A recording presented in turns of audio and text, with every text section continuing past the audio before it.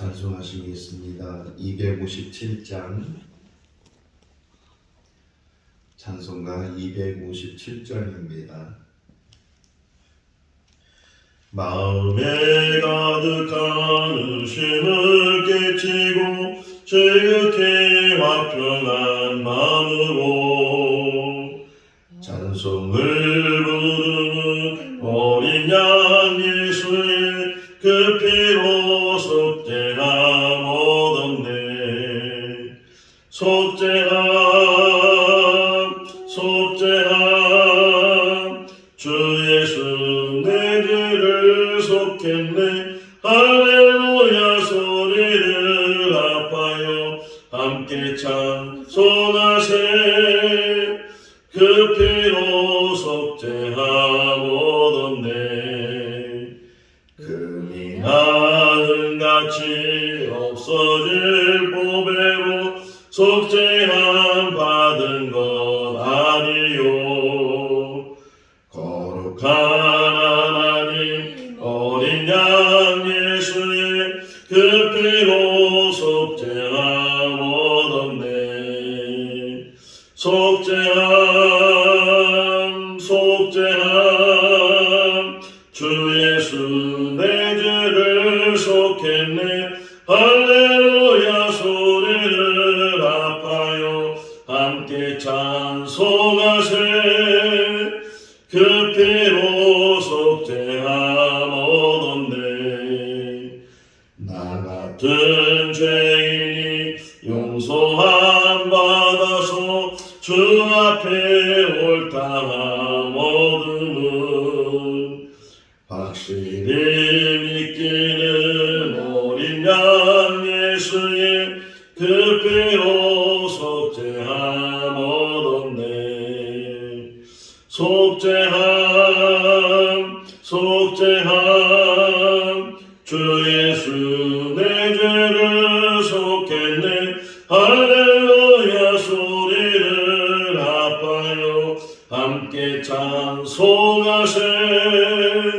그 피로 속죄함 얻었네. 거룩한 천국에 올라간 후에도 넘치는 은혜의 찬송을 기쁘게 부르는 어린 양 예수의 그 피로 속죄함 얻었네. 속죄함 주 예수 내 죄를 속했네. 할렐루야 소리를 합하여 함께 찬송하세. 그 피로 속죄함 얻었네. 로마서 2장 1절에서 16절 말씀입니다. 로마서 2장 1절에서 16절 말씀. 그러므로 남을 판단하는 사람아, 누구를 막론하고 내가 핑계하지 못할 것은 남을 판단하는 것으로 내가 너를 정죄함이니 판단은 내가 같은 일을 행함이니라.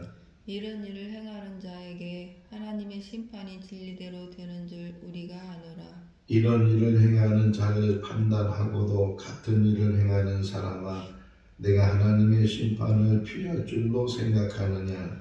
혹 네가 하나님의 인자하심이 너를 인도하여 회개하게 하심을 알지 못하여 그의 인자하심과 용납하심과 길이 참으심이 풍성함을 멸시하느냐. 다만 내 고집과 회개하지 아니하는 마음을 따라 진노의 날 곧 하나님의 의로우신 심판이 나타나는 그날에 임할 진노를 내가 쌓는도다. 하나님께서 각 사람에게 그 행한 대로 보응하시되 참고 선을 행하여 영광과 존귀와 썩지 아니함을 구하는 자에게는 영생으로 하시고 오직 당을 지어 진리를 따르지 아니하고 불의를 따르는 자에게는 진노와 분노로 하시리라.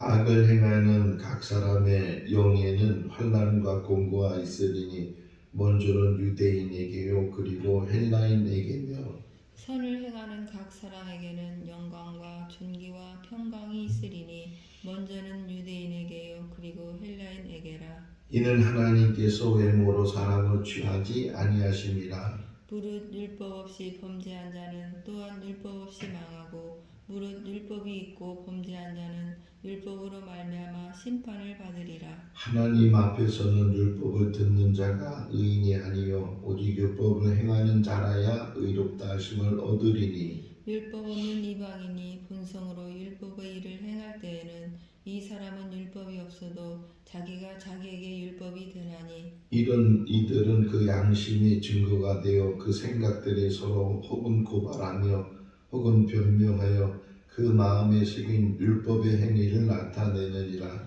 곧 나의 복음에 이른 바와 같이 하나님이 예수 그리스도로 말미암아 사람의 은밀한 것을 심판하시는 그날이라. 아멘. 할렐루야. 아멘. 열왕기하 4장에 보면 이런 이야기가 나옵니다. 한 여인이 선지자 엘리사를 찾아와서 대성통곡을 하는 거예요. 슬피 울면서 하는 말이 남편이 죽었고 또 빚이 많아서 두 아들이 노예로 끌려갈 그런 상황이 되었다고 어떻게 하면 좋겠냐고 지금 두 아들을 끌고 가려고 한다고 그렇게 울며 엘리사에게 말을 합니다. 엘리사가 그 말을 듣고 그 여인에게 하는 말이 당신이 가지고 있는 것이 무엇입니까? 이렇게 물었어요. 그랬더니 그 여인이 하는 말이 나는 기름 조금 외에는 아무것도 없습니다. 그러니까 없는 것을 강조하는 거예요. 아무것도 없고 있다고 한다면 기름 조금이 가지고 있는 것이 재산의 전부입니다. 이렇게 이야기를 해요. 그때 엘리사가 그 여인에게 그러면 이웃들을 찾아가서 그릇을 빌리십시오. 그런데 조금 빌리지 말고 많이 빌리십시오. 이렇게 이야기를 해요. 자, 그래서 그 여인이 이웃을 찾아가서 그릇을 빌렸어요. 그리고 집에 들어와서 두 아들과 함께 그 조금 남아있는 기름병에 그 기름을 빌려온 그릇에 이제 붓기 시작하는데 그런데 그 기름이 계속 나오는 거예요. 그리고 이제 또 다른 빈 그릇에 또 다른 빈 그릇에 그 성경에 보게 되면 그 여인이 그 아들에게 또 다른 빈 그릇을 가져와라 이렇게 얘기를 하니까 그 아들 중에 한 아들이 하는 이야기가 엄마 그릇이 다 떨어졌어요. 이제 빈 그릇이 없어요. 이렇게 이야기를 하니까 정말 계속 나왔던 그 기름병의 기름이 뚝 끊지게 됐다. 그러니까 빌려온 그릇들마다 기름이 가득 차게 됐다. 자, 이 이야기 속에서 두 가지를 생각해 봤어요. 이 여인이 엘리사의 말을 듣고 이웃을 찾아다니면서 그릇을 빌리려고 했을 때 어떤 심정이었을까? 지금 돈이 필요한데 그 이웃집에 있는 그릇을 빌린다고 이게 무슨 도움이 되겠는가? 이것 갖고 무슨 문제가 해결되겠는가? 혹 그런 마음으로 이웃에게 그릇을 빌리지 않았을까 생각이 되고 이제 빌려온 그릇에다 기름을 붓기 시작하는데 계속 그 기름이 빈 그릇마다 그 기름으로 채워졌어요. 자, 그랬을 때 아들이 이제 빌려온 그릇이 다 됐습니다. 이렇게 말을 하고 기름이 딱 끊쳤단 말이에요. 그러면 그때 그 여인의 심정이 어땠을까? 기쁨도 있지만 어떤 마음이 있었을까요? 야, 이럴 줄 알았으면. 처음에 그릇을 빌릴 때는 그냥 신통한 생각을 갖지 않고 마지못해서 해보라니까 그렇게 시키는 대로 했을 거고 이제 기름병에서 기름이 계속 나와서 빈 그릇에 기름이 다 채워질 때는 이 여인이 뭐라고 생각했냐면 이럴 줄 알았으면 내가 정말 그릇을 많이 빌리고 작은 그릇이 아니고 큰 그릇을 빌려서 그렇게 기쁨도 있었겠지만 어떤 면에서는 후회스러운 다시 한번 그렇게 하라고 한다면 어떻게 하겠어요? 큰 그릇을 또 그릇을 많이 빌렸을 거라는 거예요. 바로 우리 인생이 그래요. 오늘 본문에 보게 되면 하나님의 심판에 대해서 말씀을 하고 있는데 선한 일을 행한 사람, 또 선한 일이 아닌 악을 행하는 사람, 이렇게 두 종류로 크게 비교를 하고 있는데, 정말 우리가 사는 이 한 번의 인생이 그냥 거저 사는 것이 아니고, 이 한 번의 인생을 다 살고 나서 하나님 앞에 서게 될 때 분명히 하나님께서 심판하신다. 좀 성경에서는 계속 이야기를 하잖아요. 그런데도 우리는 그걸 잘 깨닫지 못해. 야, 이 한 번 사는 인생을 정말 잘 살아야 되겠다. 악을 행하는 것보다는 선을 행하면서 살아야 되겠다. 이런 마음을 가지고 살면 참 좋을 텐데, 선을 행하든 악을 행하든, 아니 오히려 악을 행하는 사람들이 형통한 것을 보면서 나도 그럼 저렇게 살아야지, 그래가지고서 그런 사람들의 삶을 쫓아가는 그런 인생의 삶을 우리가 혹이나 살고 있지 않는가. 한 번 사는 인생을 어떻게 살아야 되는지, 그냥 사는 것 그대로 끝나는 것이 아니고 이 땅에 사는 그 삶 자체 모든 것들이 하나님, 오늘 16절 마지막 부분에 보게 되면 뭐라고 써있냐면 은밀한 일까지, 은밀한 것도 다 심판하시는 분이 하나님이시다.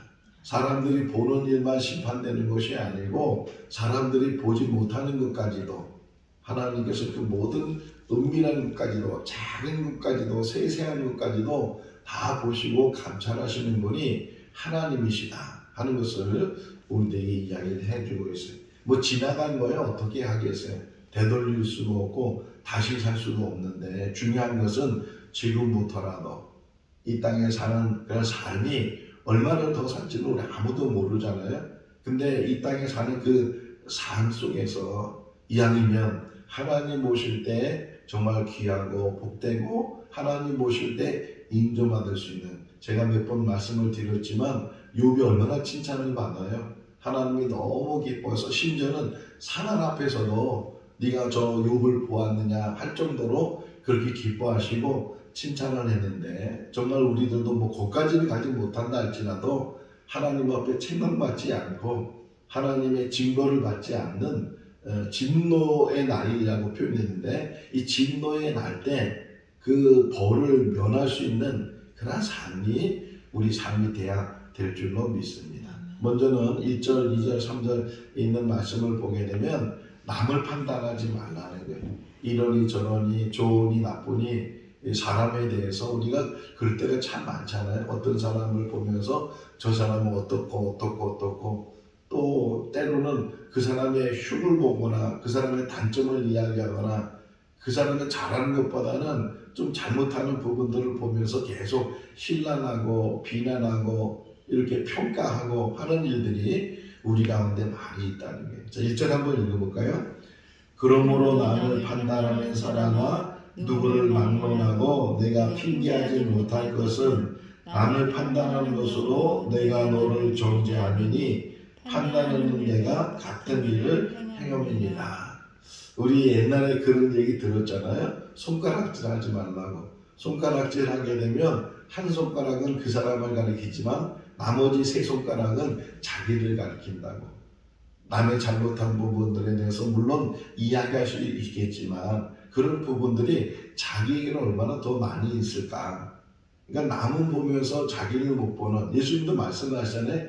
남의 눈에 있는 티를 보지 말고 내 눈 속에 있는 들보를 먼저 보라, 이렇게 말씀하시는 것처럼 어떻게 보면은 남에 대해서 이러니 저러니 평가하고 판단하고 또 지적하고 하는 일들이 조심스러워야 된다. 항상 그것이 거울이 되고 타산지석이 되고, 그러면서 혹이나 잘못한 사람들의 부분, 몇 번 얘기했지만 또 공자가 말하잖아요.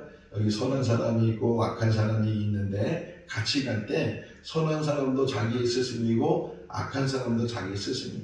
선한 사람은 그 선한 일을 통해서 나도 배우게 되고, 악한 사람의 모습을 보면서 나도 거울 삼아서 저러면 안 되겠다, 저게 악한 거구나 하는 것을 깨닫게 되니까, 이것도 깨닫고 저것도 깨닫으니까 다 모두가 나에게는 인생의 스승이 된다, 이렇게 말을 하는 것처럼 우리가 물론 사람들에 대해서 평가할 수 있고 판단할 수 있지만 그것을 입으로 말한다든가 그것을 다른 사람에게 전달한다든가 그런 부분에서는 항상 조심해야 된다. 오히려 항상 자신을 살피는 그런 삶을 사는 것이 지혜로운 삶이다 하는 것을 우리에게 가르쳐주고 있어요.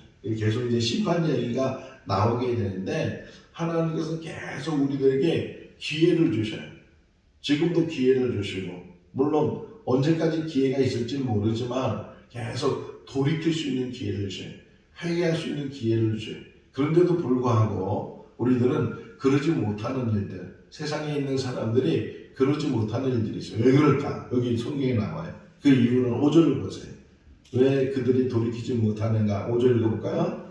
다만 내 고집과 회개하지 아니하는 마음을 따라 진노의 날 곧 하나님의 의로우신 심판이 나타나는 그날에 임할 진노를 내가 쌓는도다. 계속 깨닫지 못하고 어리석은 자의 삶을 살게 되고 악한 자의 삶을 사는 그런 모습들을 인간의 모습에서 얼마나 많이 보게 되겠는가. 우리들도 마찬가지죠. 우리는 모르는 사이에 깨닫지 못하면 우리가 우리 자신을 바로 세우지 못하면 우리들도 뭐라 그래요? 고집이 뭐예요?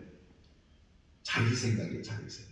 자기 생각이 옳다고, 자기 판단이 옳다고, 자기 경험이 옳다고, 자기가 이제 살아온 것이 다 기준이 돼서 그래서 그것 때문에 혹이나 하나님의 법을 어기고 하나님의 뜻을 어기고 그렇게 사는 삶을 살 수가 있다. 고집. 또 하나가 뭐냐면 회개하지 아니하는 마음. 그러니까 마음이 얼마나 중요한가 하는 거예요. 이 잠언에서도 계속 얘기하잖아요. 모든 지킬 만한 것 중에서 더욱 중요한 것이 마음을 지키는 거다. 너의 고집과 회개하지 않는 그 마음이 진노의 날이 되면, 심판의 날이 되면, 히브리서에 보게 되면 사람이 죽는 것은 정해진 것이요 그 후에는 심판이 있을 거다. 이렇게 말씀하고 있는 것처럼 우리가 하나님 심판대에 서게 된다는 사실을 두려운 마음을 가지고 깨닫게 된다면 지금이라도 하나님 앞에 발을 쓰고 또 잘못한 부분들에서는 회개를 하고 돌이키는 그런 우리에게 은혜가 있어야 되는데 계속 끝까지 그렇게 가는 일들이 얼마나 많이 있는가 하는 것을 우리에게 이야기를 해주고 있어요. 그래서 두 개를 비교를 해요. 하나님께서는 반드시 그 일을 보호하시고 6절을 보시면 각 사람이란 말이 나오죠. 하나님께서 각 사람에게 그 행한 대로 보응하신다. 한 사람 한 사람이 하나님께서는 1대1 히엘케고르가 말한 것처럼 우리는 하나님 앞에서 단독자다. 많은 사람이 있다고 해서 뭐 묻혀가거나 어제 주일날 설교하면서 천국문에 들어갈 때는 단체가 없다고 그랬잖아요. 중국 비자는 개인 비자가 있고 단체 비자가 있고 여럿이 같이 가게 되면 단체 비자를 받아서 한꺼번에 이제 입국을 하게 되고 그러는데 천국에는 절대로 단체 비자가 없어요. 한 사람 한 사람이 한 사람이 하나님 앞에 하나님 심판대에 서서 그것이 이제 상급으로 우리에게 나타나는데 정말 잘했다 칭찬 듣는 그런 상급. 그래서 디모데후서 4장에 보면 바울이 디모데에게 말하기를 나의 달려갈 길을 다 달려가노니, 그러니까 이 땅의 삶을 다 마친 후에 하나님 앞에 서게 되면 하나님께서 의의 멸관을 주실 거다. 그런데 나만 주는 것이 아니고 나와 같이 행하는 사람들에게 이런 의의 멸관을 주신다라고 바울이 말하고 있는 것처럼 우리가 이 땅에 사는 날 동안 거저 사는 것이 아니고 하나님의 주의 사명을 감당하며 살 때 하나님 앞에 서게 되면 하나님께서 그것을 보응해 주신다. 혹이나 악을 행하는 자는 악에 대한 보응이 있을 거고 선을 행하는 자는 선에 대한 보응이 있을 거다라고 말씀을 하고 있어요. 꼭 반드시 보응이 있고 각 사람이 또 설명하잖아요. 각 사람에 대해서 어떻게 설명을 하고 있는가. 9절 10절에 9절은 악한 자, 10절에 선한 자인데 9절 10절 읽어볼까요? 악을 행하는 각 사람의 영에는 환난과 공부가 있으리니 먼저는 유대인에게요 그리고 헬라인에게나 선을 행하는 각 사람에게는 영광과 존귀와 평강이 있으리니 먼저는 유대인에게요 그리고 헬라인에게. 그러니까 유대인에게요 헬라인에게나 이 말은 모든 사람이라는 거예요. 뭐 하나님의 선택받은 그런 유대인뿐만 아니라 또 이 할례를 받지 않은 이방인들까지 다 악을 행하는 자가 있고 선을 행하는 자가 있다. 이렇게 말씀을 하고 있어요. 우리는 어디에 속한 자가 되는가? 악을 행하는 자가 돼서 하나님의 심판을 면하지 못하는 멸망받게 되는 징벌받게 되는 그런 삶을 사는가, 아니면 선을 행하는 자가 돼서 존귀와 영광과 하나님의 인정하심이 우리 가운데 있는가 하는 것을 우리에게 말씀을 해주고 있어요. 그러면서 선을 행하는 자에게 있어지는 가장 큰 축복이 뭐냐? 영생이다. 여기 7절 말씀에 나오죠. 참고 선을 행하여 영광과 존귀와 썩지 아니함을 구하는 자에게는 무엇으로? 영생으로 하나님께서 복을 주시는 줄로 믿습니다.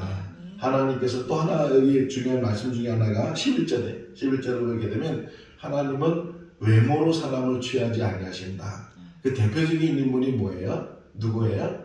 다윗이죠.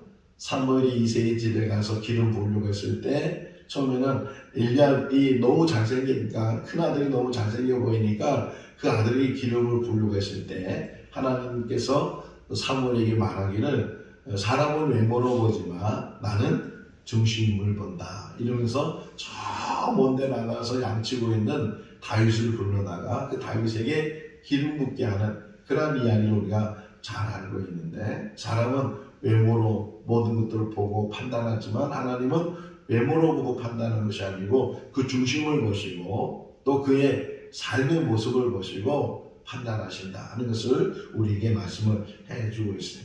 그 다음에 있는 말씀은 이 두 가지예요. 뭐냐면 이제 내일 연결되는 말씀인데, 유대인들은 하나님으로부터 율법을 받았어요. 그러니까 모세를 통해서 시내산에서 유대인들에게 율법을 줬어요. 그 율법이 계속 이 이스라엘 사람들에게, 유대인들에게 계속 이어지고 있어요.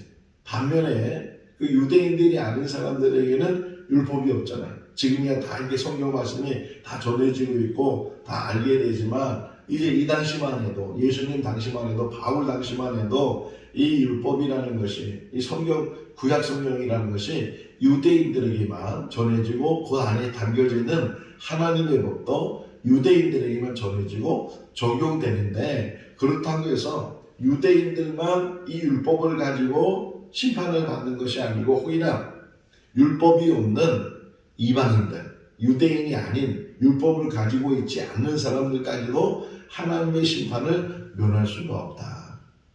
그러니까 하나님의 말씀을 알고 있는 사람이든 하나님의 말씀을 모르고 있는 사람이든 하나님의 말씀을 가지고 있는 사람이든 하나님의 말씀을 가지고 있지 않는 사람이든 하나님 심판에서 제외가 없다는 거예요. 모두가 하나님 심판 아래 있게 된다 하는 것을 이야기를 하고, 또 이제 내일도 이에 연결된 말씀인데, 하나님의 말씀은 가지고 있다고 해서 복 받는 것이 아니고, 가지고 있다고 해서 구원받는 것이 아니고, 하나님의 말씀은 그대로 행하는 게 중요하다는 거예요. 여기 오늘 본문에 나와요. 13절 한번 읽어볼까요?